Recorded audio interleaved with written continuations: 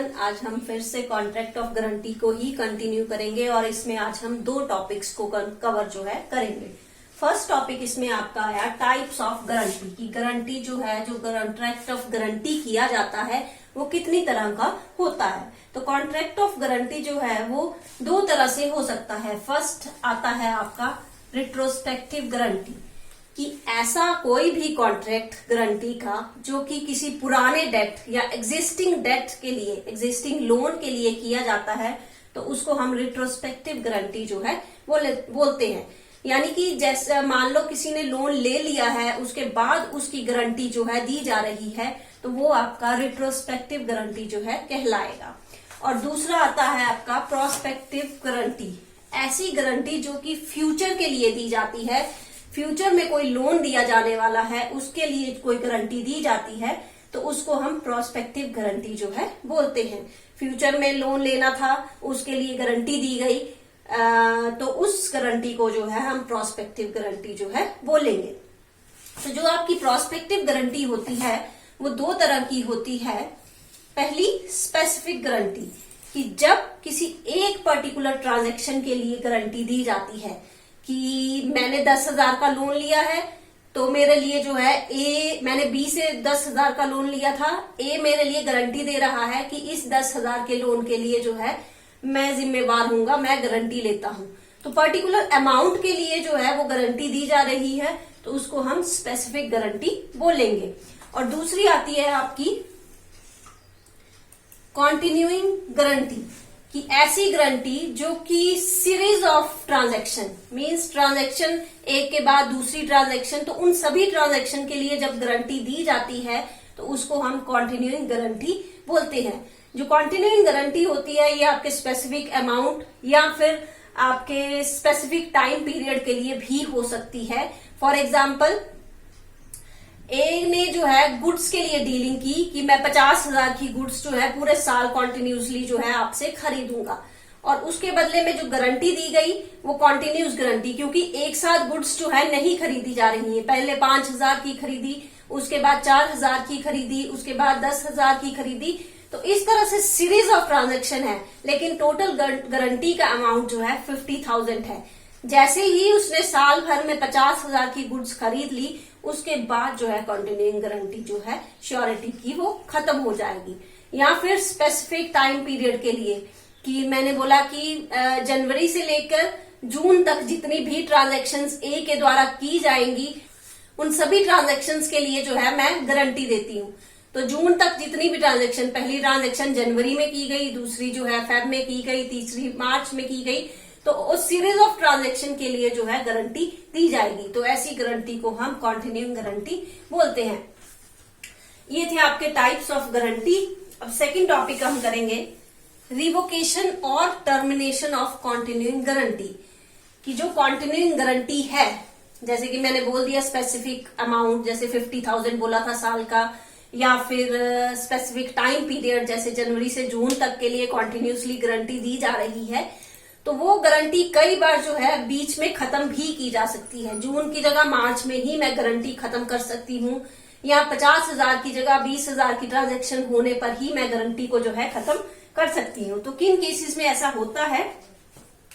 First case आ गया आपका bye notice कि अगर जो है श्योरिटी क्रेडिटर को इस बात का नोटिस भेज देता है कि आज के बाद जो है मैं प्रिंसिपल डेटर के किसी भी काम के लिए रिस्पॉन्सिबल नहीं हूं, किसी भी काम की गारंटी नहीं लेता हूं, तो उस नोटिस को क्रेडिटर को मिलने के बाद से कंटिन्यूइंग गारंटी जो है खत्म हो जाती है।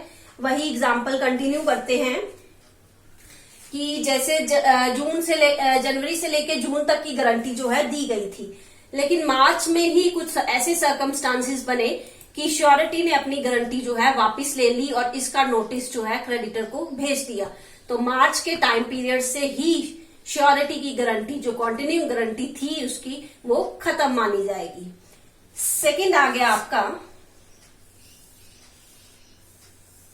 बाय श्योरिटीज डेथ कि श्योरिटी की डेथ होने पर जो है उसकी गारंटी खत्म हो जाती है, बट अगर उसके कॉन्ट्रेरी कोई और कॉन्ट्रैक्ट ना किया गया हो।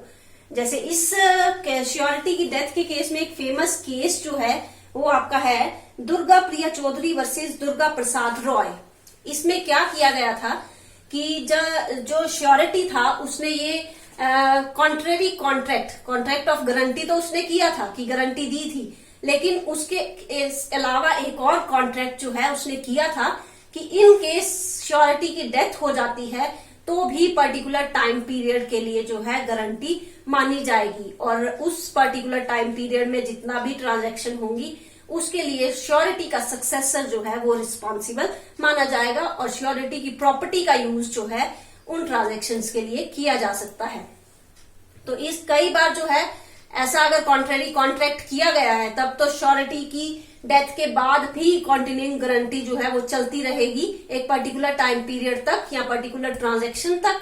लेकिन अगर कोई कॉन्ट्रेरी कॉन्ट्रैक्ट नहीं किया गया है, कोई कॉन्ट्रैक्ट ऑफ गारंटी के अलावा कोई कॉन्ट्रैक्ट नहीं किया गया है, तो उस केस में जैसे ही श्योरिटी की डेथ हो जाती है उसी टाइम कॉन्टिन्यूइंग गारंटी जो है खत्म मानी जाती है, और उसके बाद किए गए ट्रांजैक्शंस के लिए श्योरिटी का सक्सेसर या श्योरिटी की प्रॉपर्टी जो है किसी चीज के लिए रिस्पॉन्सिबल नहीं मानी जाएगी।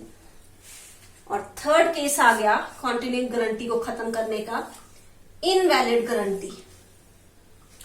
ऐसा कोई भी कॉन्ट्रैक्ट गारंटी का जो कि आपका लीगली सही नहीं है तो उस केस में वो कॉन्ट्रैक्ट जो है इनवैलिड माना जाता है, और उसी जिस टाइम से वो इनवैलिड हो गया उसी टाइम से वो कॉन्टिन्यूइंग गारंटी जो है आपकी खत्म मानी जाएगी। तो इसमें इनवैलिड गारंटी किस तरह से हो सकती है? फर्स्ट आया आपका guarantee obtain bye miss representation, कि क्रेडिटर ने या प्रिंसिपल डेटर ने जो गारंटी ली है, जो गारंटी क्रेडिटर ने जो गारंटी ली है वो कुछ ऐसे तथ्यों को मिस रिप्रेजेंट किया गया है जो कि जरूरी थे। फॉर एग्जाम्पल, ए ने जो है बी को अपनी कंपनी में मैनेजर रखा, लेकिन उसने सी जो कि श्योरिटी था उससे गारंटी ये बता के ली कि बी जो है कंपनी का ऑडिटर है, तो मिस रिप्रेजेंट की गई बी की पोजीशन को। मींस बी रखा मैनेजर के तौर पे गया था, लेकिन गारंटर को जो श्योरिटी है उसको ये बताया गया था कि वो ऑडिटर है। तो उस केस में मिस रिप्रेजेंटेशन के केस में जो गारंटी दी गई थी श्योरिटी के द्वारा, सी के द्वारा जो गारंटी दी गई थी वो जो है हमारी इनवैलिड मानी जाएगी। दूसरा आया गारंटी ऑब्टेन बाय कंसीलमेंट, कि अगर जो गारंटी ली जाती है क्रेडिटर के द्वारा वो कोई ऐसे तथ्यों को छुपा कर ली जाती है जो कि श्योरिटी के लिए जानना जरूरी थे, तो उस केस में भी गारंटी जो है हमारी इनवैलिड मानी जाएगी। फॉर एग्जाम्पल, ए ने जो है बी को अकाउंटेंट अपॉइंट किया, बी हमारा अकाउंटेंट था, ए जो है हमारा ऑनर था। अब बी ने जो है अकाउंटेंट होने के तौर पे अकाउंट्स में कई तरह की गड़बड़ी जो है की, तो ए ने उससे कहा कि मैं तुम्हें अकाउंटेंट की जॉब से निकाल दूंगा अगर तुम किसी और की गारंटी नहीं लेके आए। तो बी ने जो है सी की गारंटी, ये हमारा श्योरिटी है, श्योरिटी इसकी गारंटी ली, पर ए ने जो है सी को वो तथ्य नहीं बताए कि बी ऑलरेडी जो है किस तरह की गड़बड़ी अकाउंट्स में कर चुका है, जो जरूरी था सी के लिए जानना कि बी पहले भी कई तरह के गलत काम जो है अकाउंट्स में कर चुका है, वो जानना जरूरी था सी के लिए, पर ए के द्वारा उन तथ्यों को, उन जरूरी तथ्यों को जो है सी से छुपाया गया, तो उस केस में भी गारंटी जो है इनवैलिड मानी जाएगी।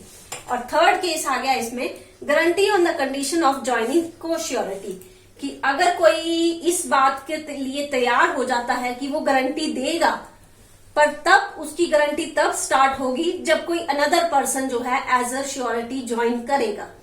ए ने बी से लोन लिया, ए ने जो है बी से लोन लिया, अब बी के लिए जो है सी जो है श्योरिटी है, मींस वो लोन की गारंटी दे रहा है कि अगर ए लोन नहीं चुकाएगा तो मैं दूंगा।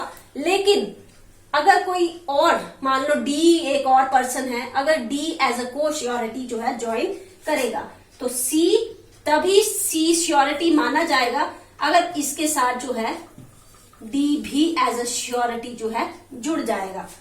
अगर डी श्योरिटी जुड़ने से मना कर देता है तो सी की गारंटी खुद ब खुद इनवैलिड हो जाएगी। तो इस केस में आपका तीनों केसेस में जो गारंटी दी गई थी श्योरिटी के द्वारा वो इनवैलिड मानी जाएगी।